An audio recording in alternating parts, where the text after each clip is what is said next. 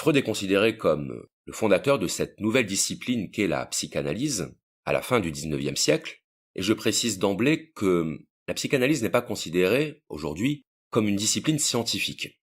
La psychanalyse n'est pas une science, elle ne possède pas le même statut que la psychologie qui, elle, est considérée comme une science, et donc tout ce que je vais dire à propos de la théorie freudienne n'a aucune prétention à la validité scientifique. L'intérêt de l'approche freudienne n'est donc pas scientifique, mais plutôt philosophique, à savoir qu'elle permet de donner des éléments d'éclairage, des éléments de compréhension sur la nature de l'esprit humain, la nature du psychisme humain, et le fait que l'esprit humain soit en grande partie mystérieux, insaisissable, pour ne pas dire qu'il nous échappe. La révolution freudienne a consisté à dire que, contrairement à ce que l'on pensait, l'homme ne se connaît pas. Contrairement à notre intuition, contrairement à notre impression immédiate, nous ne savons pas ce qui se passe dans notre esprit. Nous ne savons pas ce qui se passe à l'intérieur de nous, c'est-à-dire en deçà du conscient, en deçà de ce qui apparaît, de ce qui se manifeste explicitement à notre conscience. Ainsi, si on veut comprendre les principes et les objectifs de la psychanalyse, il faut aussitôt introduire le concept clé de la psychanalyse qui est le concept d'inconscient. Il n'y a pas de psychanalyse sans le concept d'inconscient. Et cette notion d'inconscient va constituer une véritable révolution épistémologique dans l'approche et la compréhension de la psyché humaine. Alors, je viens d'employer le mot psyché, psyché en grec, qui signifiait l'âme, mais qu'on traduit à partir du XIXe siècle par le mot esprit. Donc littéralement, la psychanalyse, c'est l'analyse de la psyché, l'analyse de l'âme, l'analyse de l'esprit humain, et la psychanalyse suppose donc que la plus grande partie de l'esprit humain nous est inconnue, voire nous est inaccessible. Et cette partie inaccessible du psychisme humain, Freud l'appelle l'inconscient. Alors, qu'est-ce que l'inconscient ? Bien, pour répondre à cette question, il faut d'abord dire ce que n'est pas l'inconscient. Donc l'inconscient, ce n'est pas l'inconscience. L'inconscience qui serait le contraire de la conscience. Vous savez par exemple que lorsque quelqu'un perd connaissance, on dit qu'il est inconscient. Inconscient signifie ici qu'il n'a plus de contact sensoriel avec le monde. On est inconscient quand on n'est plus capable de ressentir ou d'expérimenter avec nos sens le monde extérieur. Est-ce que c'est ça l'inconscient freudien ? Non, pas du tout. C'est quelque chose de beaucoup plus profond et de beaucoup plus puissant en réalité. Je précise rapidement que l'inconscient freudien ne correspond pas non plus à ce qu'on appelle habituellement les automatismes, c'est-à-dire les gestes mécaniques dans lesquels nous n'avons pas la mémoire de ce que nous avons fait ou de ce que nous sommes en train de faire.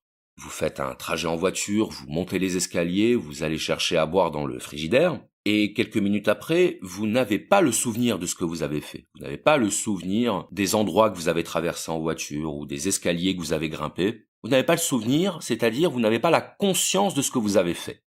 Est-ce que ça veut dire que ce que vous avez fait est inconscient au sens freudien du terme ? Non. On est dans le cas ici de l'automatisme, on est tout simplement dans le cas d'une absence d'attention à ce que l'on fait, qui produit une absence de rétention, l'absence du souvenir de ce qu'on a fait. Donc là encore, on fera très attention à ne pas confondre l'inconscient freudien avec cet inconscient au sens courant du terme, qui désigne l'absence de souvenir, l'absence de mémorisation de ce que l'on fait. Donc maintenant qu'on a dit ce que n'était pas l'inconscient, on va pouvoir dire ce qu'il est.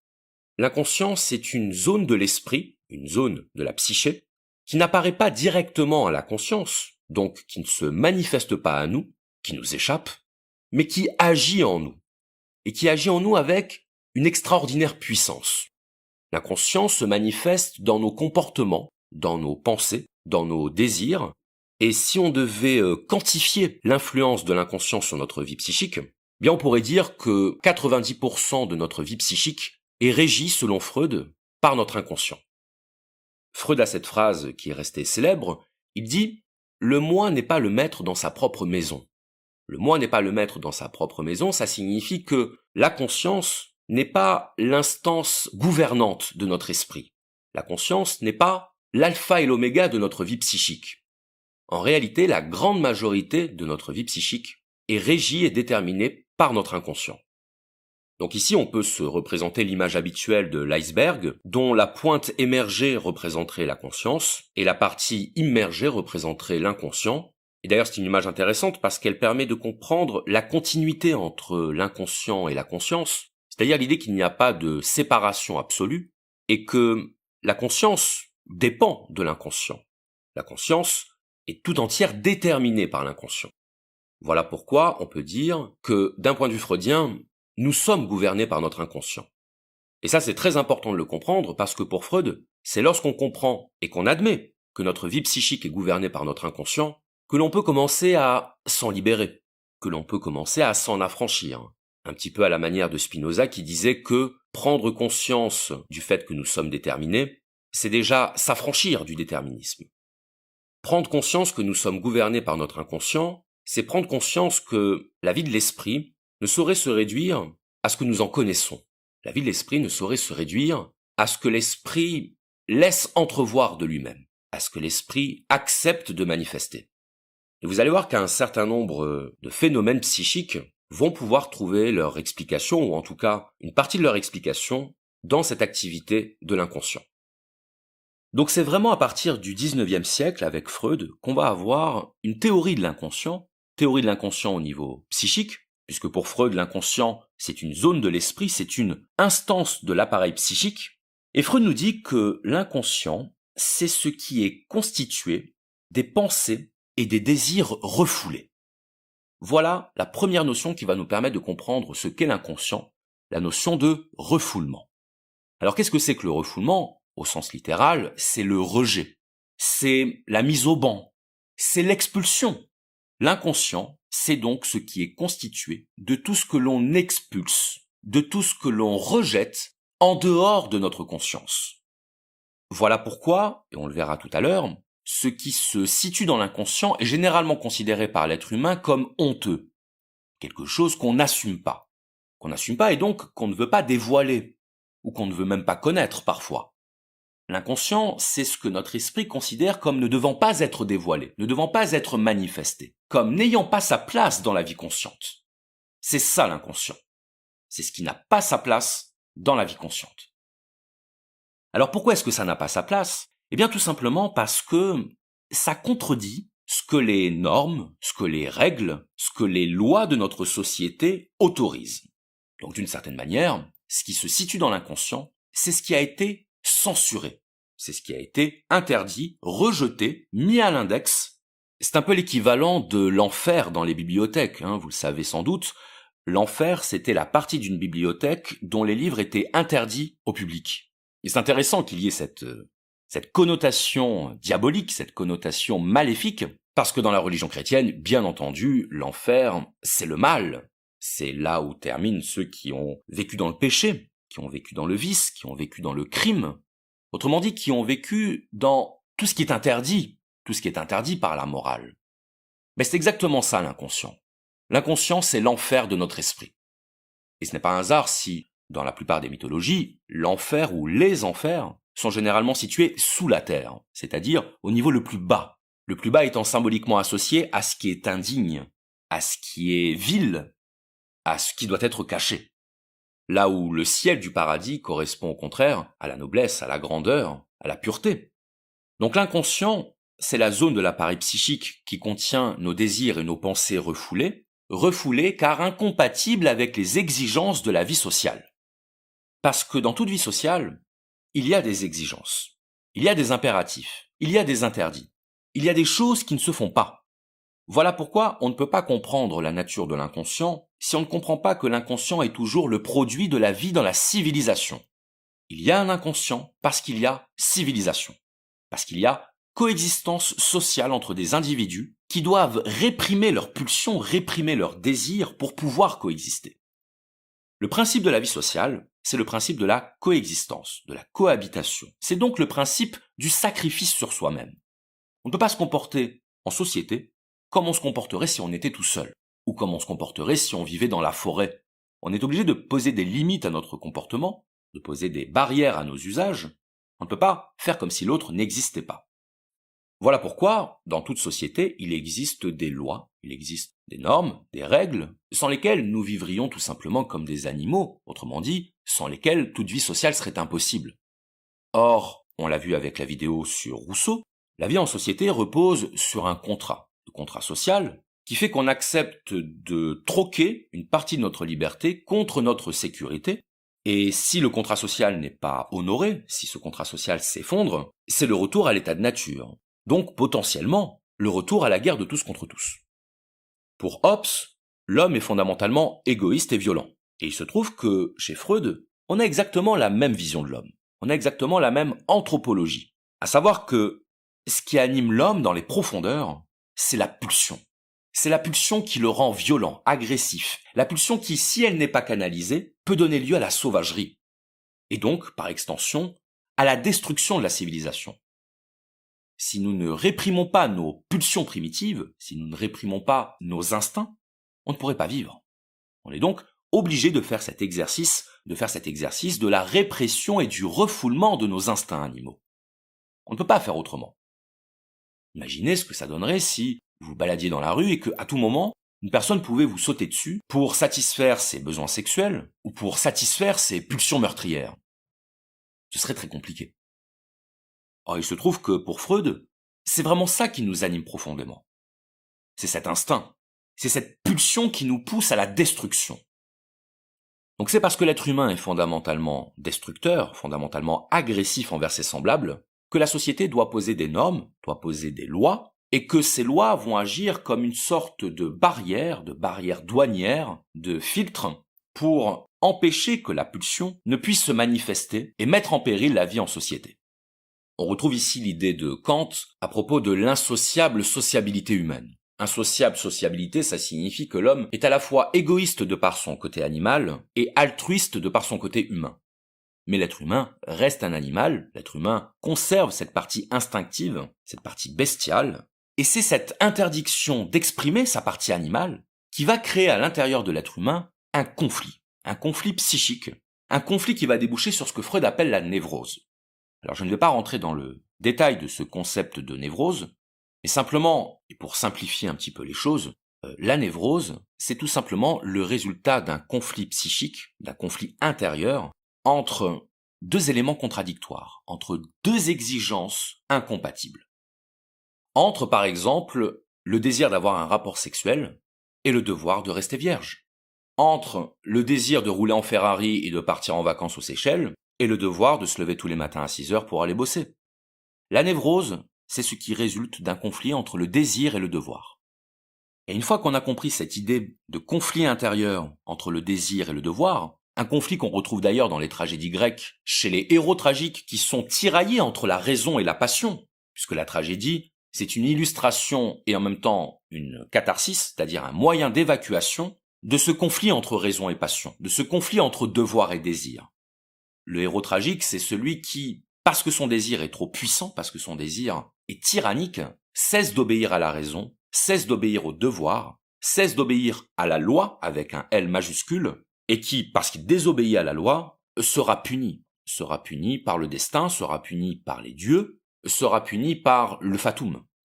C'est ça la raison d'être de la tragédie, ou en tout cas l'une de ses raisons d'être, l'illustration et l'évacuation cathartique du conflit entre raison et passion chez l'homme. Donc pour le dire très vite, selon Freud, nous sommes tous des névrosés. Absolument tous, sans exception. Alors, nous le sommes tous plus ou moins, parce que nous sommes plus ou moins tiraillés par nos désirs, ou nous sommes plus ou moins sous la pression du devoir.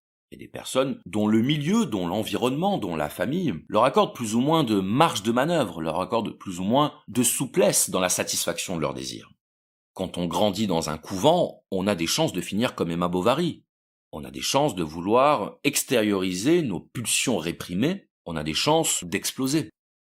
À l'inverse, si on évolue dans un milieu où cette pression du devoir, cette pression de l'interdit, cette pression de la règle ne se fait pas ressentir ou se fait moins ressentir, à ce moment-là, il y a des chances pour que la névrose soit moins forte. Alors il se trouve que cette loi, on va appeler ça la loi avec un L majuscule, et donc quand je dirais loi, je voudrais parler de toutes les normes sociales, de toutes les conventions, de toutes les règles dans lesquelles on baigne, qui nous sont transmises par l'éducation. Donc cette loi, elle nous est non seulement imposée par la société, imposée par notre environnement social, mais elle finit même par nous être imposée par nous-mêmes. Autrement dit, nous devenons nous-mêmes une autorité par laquelle on s'interdit certaines choses et par laquelle on s'autorise certaines choses. Autrement dit, il existe pour Freud une autre zone de l'esprit qu'il appelle le surmoi. Et le surmoi, c'est l'instance de la loi, c'est l'instance de la norme, c'est le petit gendarme intérieur qui nous surveille et qui nous empêche de suivre aveuglément nos pulsions. J'ai pris l'image du gendarme, mais je pourrais prendre celle du juge, parce que le juge, c'est celui qui sanctionne, c'est celui qui représente l'autorité de la loi et dont le verdict est irrévocable. Le juge, c'est la loi.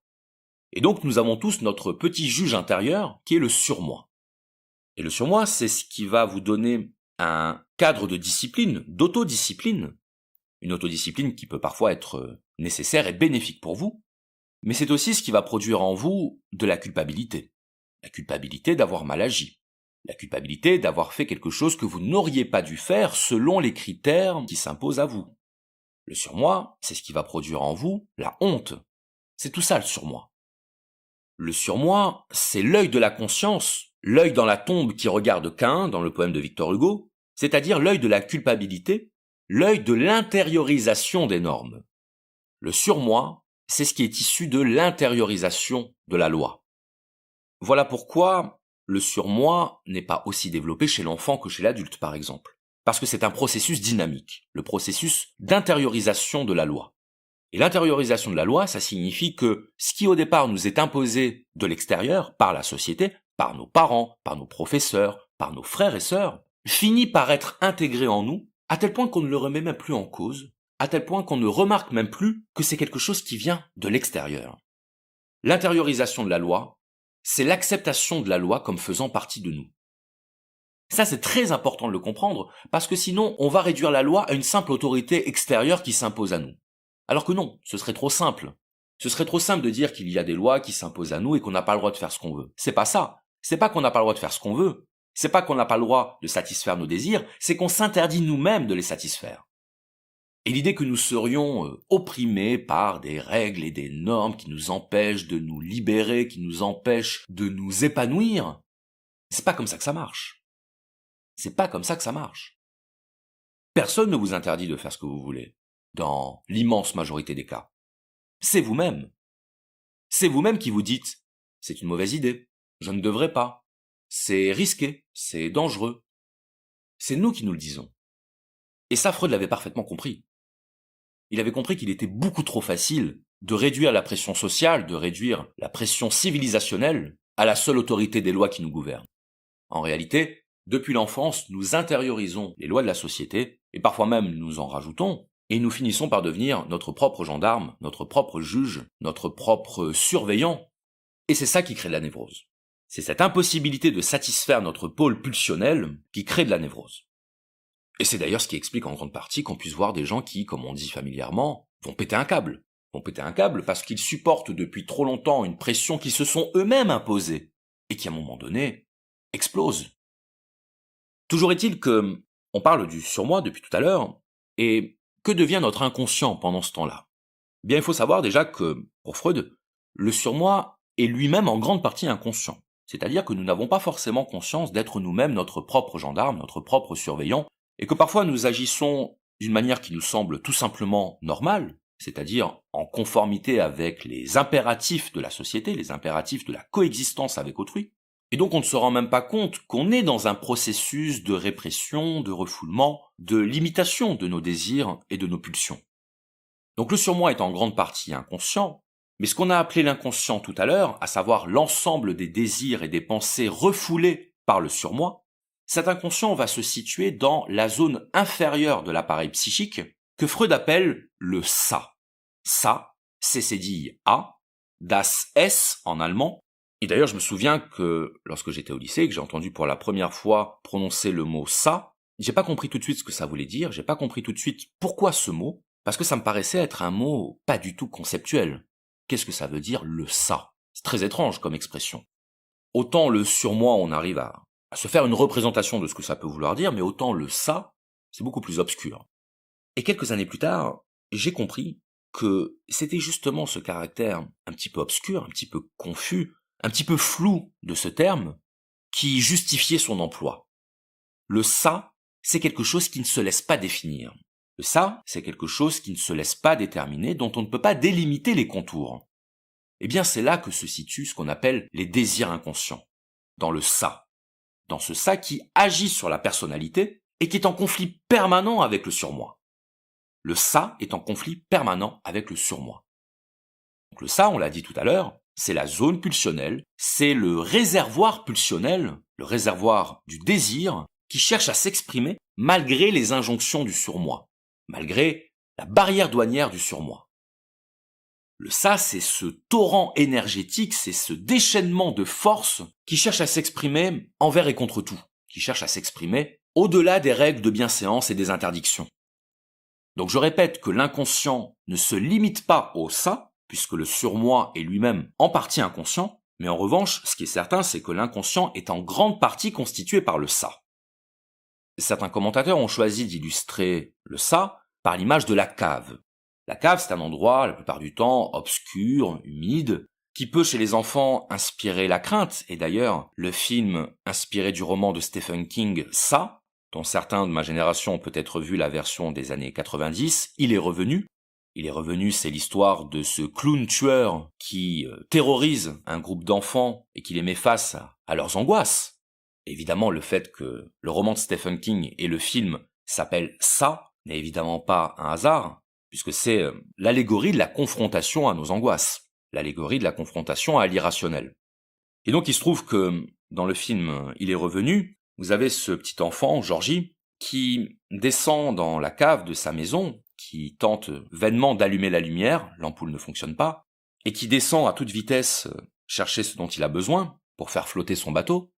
Et on voit à quel point l'image de la cave représente pour lui une angoisse absolue. Parce que c'est l'inconnu. Parce que c'est l'imperceptible. C'est l'insaisissable. Bien le ça, c'est un petit peu la cave de notre esprit. Le ça, c'est l'endroit où on n'a pas forcément envie d'aller voir. On a peut-être peur de ce qu'on pourrait y trouver. C'est vraiment ça, le ça.